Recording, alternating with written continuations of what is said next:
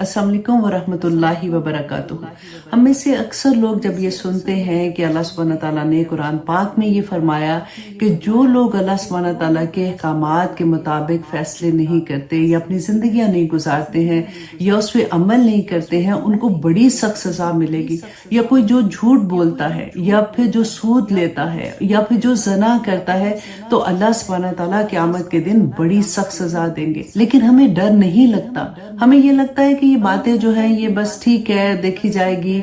वजह क्या है? क्योंकि हमने कुरान को पढ़ा ही नहीं है। हम कुरान को समझ के जब पढ़ेंगे तो तभी तो हमें समझ आएगी ना इन बातों की। हज़रत सुमरा बिन जुंदब से रवायत है कि रसूलुल्लाह सल्लल्लाहु अलैहि वसल्लम फजर की नमाज के बाद सहाबा को उनके ख्वाबों की ताबीर बताया करते थे। और एक दिन रसूलुल्लाह सल्लल्लाहु अलैहि वसल्लम ने फरमाया कि गुज़श्ता रात मेरे पास 2 फरिश्ते आए और उन्होंने मुझे कहा कि उठो।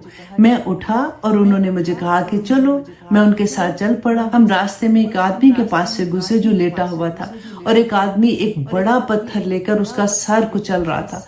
और जैसे ही वो एक दफा उसका सर कुचलता तो वो पत्थर लुढ़क कर गिर जाता, और वो जब वो पत्थर पकड़ने के लिए जाता तो उसका सर दोबारा से ठीक हो जाता, और वो वापस आके फिर वही भारी पत्थर उसके सर पर मारता और वो दर्द से चीखता और चलाता। रसूलुल्लाह सल्लल्लाहु अलैहि वसल्लम ने फरमाया, मैंने पूछा कि ये कौन है? तो उन्होंने कहा कि आप आगे चलिए।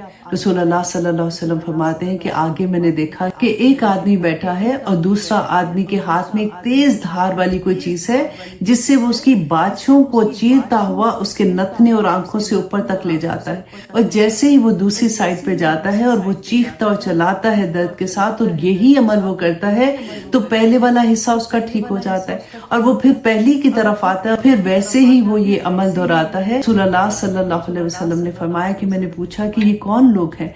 मुझे कहा गया कि आप आगे चलिए। रसूलुल्लाह सल्लल्लाहु अलैहि वसल्लम फरमाते हैं कि मैंने देखा कि एक तनूर है जिसके अंदर से चीखने चलाने की आवाजें आ रही हैं। मैंने आगे होकर देखा तो उसके अंदर आदमी और औरतें नंगे थे।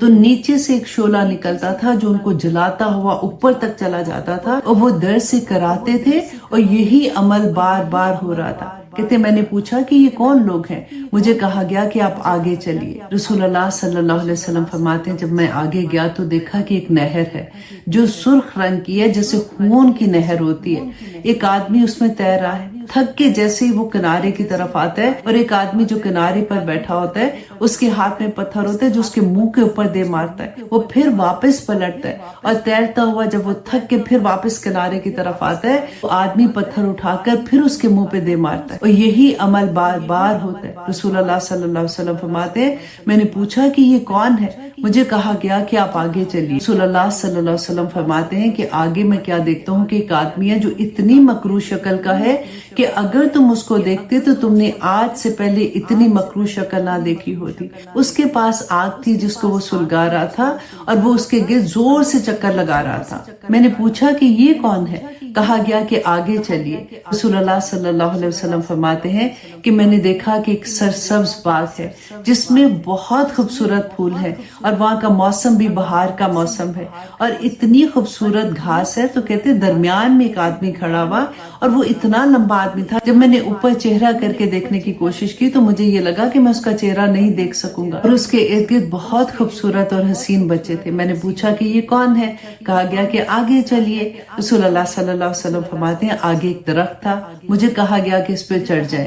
कहते मैं उस पे ऊपर चढ़ा तो एक खूबसूरत शहर था जिसकी 1 इंच सोने की और 1 इंच चांदी की थी। मैं जब उसके दरवाजे पर पहुंचा, मैंने उसके दरवाजे को खोलने का मुतालबा किया। जब उसका दरवाजा खोला तो मैंने देखा कि उसके अंदर जो लोग हैं उनका एक हिस्सा बहुत खूबसूरत और एक हिस्सा बहुत बदसूरत है। और फिर इन दोनों ने कहा कि इस नहर में गिर जाओ, और ये एक बहुत खूबसूरत नहर थी जो इंतहाई सफेद रंग की थी। और जब ये लोग इस नहर से निकले तो इनकी बदसूरती खत्म हो चुकी थी और ये इंतहाई खूबसूरत हो चुके थे। और फिर मुझे इशारा करके एक महल दिखाया गया, اور مجھے کہا گیا کہ یہ جنت ہے جس کو عدن کہتے ہیں اور یہ آپ کے لیے تیار کی گئی ہے۔ رسول اللہ صلی اللہ علیہ وسلم فرماتے ہیں، میں نے کہا کہ اللہ سبحانہ تعالیٰ تمہیں برکت عطا کرے، مجھے چھوڑو تاکہ میں اس میں داخل ہو سکوں۔ مجھے کہا گیا کہ ابھی نہیں، یہ آپ ہی کے لیے تیار کی گئی ہے۔ پھر میں نے ان سے کہا کہ آج رات تو مجھے بہت ہی عجیب و غریب چیزیں دکھائی گئی ہیں، مجھے یہ تو بتاؤ کہ ان کا کیا مقصد ہے۔ مجھے بتایا گیا کہ یہ جو پہلا آدمی تھا جس کا سر کچلا جا رہا تھا، یہ وہ آدمی تھا جس نے قرآن کی تعلیم حاصل کی لیکن عمل نہیں کیا، اور وہ فرض نمازوں میں بھی سویا رہتا تھا۔ وہ جو دوسرا آدمی جس کی چیری جا رہی تھی، یہ وہ آدمی تھا جو جھوٹ بولتا تھا، اور وہ مرد و زن جو آگ کے کنویں میں آپ کو نظر آئے، یہ وہ لوگ تھے جو دنیا میں زنا کرتے تھے۔ اور وہ آدمی جو نہر میں تیر رہا تھا اور جب وہ کنارے پر آتا تھا تو اس کے منہ پر پتھر دے مارا جاتا تھا، یہ وہ آدمی تھا جو سود لیتا تھا۔ اور وہ مکروہ شکل والا آدمی جو آگ سلگا رہا تھا، وہ دوزخ کا دروغہ تھا جسے مالک کہتے ہیں۔ اور باغ میں جو دراز قد کا آدمی تھا وہ حضرت ابراہیم علیہ السلام تھے، اور ان کے ارد گرد جو بچے تھے یہ وہ بچے تھے جو فطرت پر فوت ہوئے۔ صحابہ نے فرمایا کہ کیا مشرکین کے بچے بھی؟ رسول اللہ صلی اللہ علیہ وسلم نے فرمایا کہ ہاں، مشرکین کے بچے بھی۔ پھر انہوں نے بتایا کہ وہ لوگ جن کا آدھا حصہ خوبصورت اور آدھا حصہ بدصورت تھا، یہ وہ لوگ تھے جنہوں نے بہت نیکیاں بھی کی تھی لیکن ان کے ساتھ انہوں نے گناہ بھی کیے تھے۔ اللہ سبحانہ تعالیٰ نے اپنی رحمت سے ان کو معاف کر دیا۔ اور اب آپ دیکھیے کہ اس دنیا میں رہتے ہوئے ہمارا ہر عمل دیکھا جا رہا ہے، ہمیں ہر عمل کا جواب دینا ہے۔ اللہ سبحانہ تعالیٰ سے دعا کرے کہ اس دنیا میں رہتے ہوئے ہمیں قرآن پاک کی سمجھ آ جائے، ہمیں اللہ سبحانہ تعالیٰ کے احکامات کی سمجھ آ جائے، تاکہ ہم اس کے مطابق عمل کرنے والے بن جائیں۔ آمین ثم آمین۔